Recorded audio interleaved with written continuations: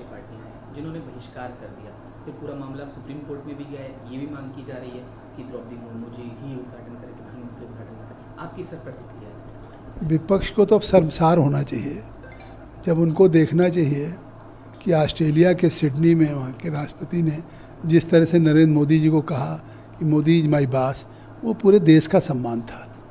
अगर जापान के हिरोशिमा के क्वाड के सम्मेलन में देखिए कि जो बाइडेन अमेरिका के राष्ट्रपति जिस तरह से बढ़कर के भारत के प्राइम मिनिस्टर नरेंद्र मोदी जी के साथ गले मिले हैं, जिस केमिस्ट्री के साथ उन्होंने कहा कि मेरे देश में मोदी जी की जो लोकप्रियता है, तो आज जो पूरी दुनिया जिसको अप्रिसिएट कर रही हो, भारत का प्रचंड जनादेश हो और उस प्रधानमंत्री के द्वारा ये नई पार्लियामेंट की कल्पना को साकार करना, सेंट्रल विस्ता को साकार कर, उस समय तो ये सेंट्रल विस्ता और पार्लियामेंट का विरोध कर रहे थे और आज जब ये पार्लियामेंट बन गया और उसका उद्घाटन करने की ऐतिहासिक तिथि आ रही है तो अब नए सवाल खड़ा कर रहे हैं। तो ये इस पर राजनीति कर रहे हैं।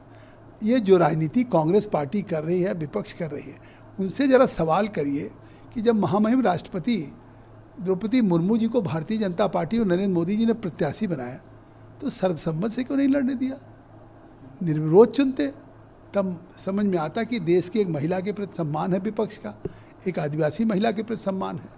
तो अपनी नहीं देखते, इनको 24 अक्टूबर 1975 भूल जा रहा है जब प्रधानमंत्री तत्कालीन इंदिरा गांधी ने उस समय पार्लियामेंट एनेक्सी का उद्घाटन किया था। वो भी एक बड़ा भवन था, एक नया स्ट्रक्चर पूरे पार्लियामेंट, तो एक ब्रिटिश काल की है, उसके बाद का तो जो स्ट्रक्चर पूरा पार्लियामेंट एनेक्सी का उसका उन्होंने उद्घाटन किया। फिर 15 अगस्त 1987 को आपने देखा होगा लाइब्रेरी का एक बड़ा भवन जो बना है उसका फाउंडेशन लेइंग सेरेमनी तत्कालीन प्रधानमंत्री राजीव गांधी ने किया।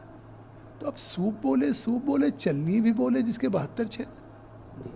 सर, पीएम मोदी ने भी करार के कार्यक्रम में विपक्ष के लोग भी मौजूद थे और हालांकि कांग्रेस क्योंकि इसको कह रही है कि ये अहंकार है प्रधानमंत्री पर निशाना साधते हुए और द्रौपदी जी को वंचित किया जा रहा है। देखिए, द्रौपदी जी को महामहिम भारत का राष्ट्रपति चुनने का काम भारतीय जनता पार्टी ने किया। देश के सर्वोच्च संवैधानिक पद पे बिठाने का काम किया है। अब कांग्रेस पार्टी इस पर सवाल खड़ा कर सकती है कि महामहिम राष्ट्रपति देश का हमारा संवैधानिक दर्जा।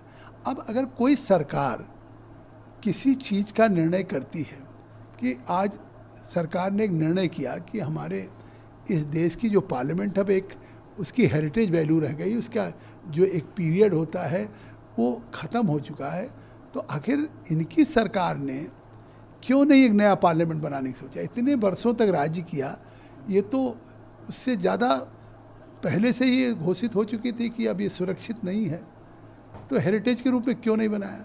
तो नई पार्लियामेंट बनाते, जिससे चाहते फाउंडेशन लेइंग सेरेमनी करा लेते, इनॉग्रेशन करा लेते। तो अब कांग्रेस पार्टी को देश की जनता ने ठुकरा दिया है। अब पार्लियामेंट में भी कोई सवाल उनके पास नहीं रहता। पेगासस जैसे इशूज को जो दुनिया के दूसरे अखबारों में छप जाए उस पर पूरा वॉश आउट करते हैं। अरे इस नई पार्लियामेंट में मैं ईश्वर से प्रार्थना करूंगा राहुल गांधी के लिए, वो तो खैर मतलब उनको कोर्ट ने अयोग्य घोषित कर दिया, लेकिन उनकी पार्टी को कि अब उस लोकतंत्र की अगर इनको चिंता है, जिस लोकतंत्र की दुहाई देते हैं, तो कम से कम नई पार्लियामेंट बिल्डिंग में सदन में सत्र में जब चलेगा तो पहले दिन से उस सत्र को चलने दें। ऐसा न हो कि पूरी दुनिया जिसको देख रही हो, जिस पार्लियामेंट को, उसमें भी उस सदन को सुचारू रूप से चलने के बजाय वॉश आउट करने की कोशिश।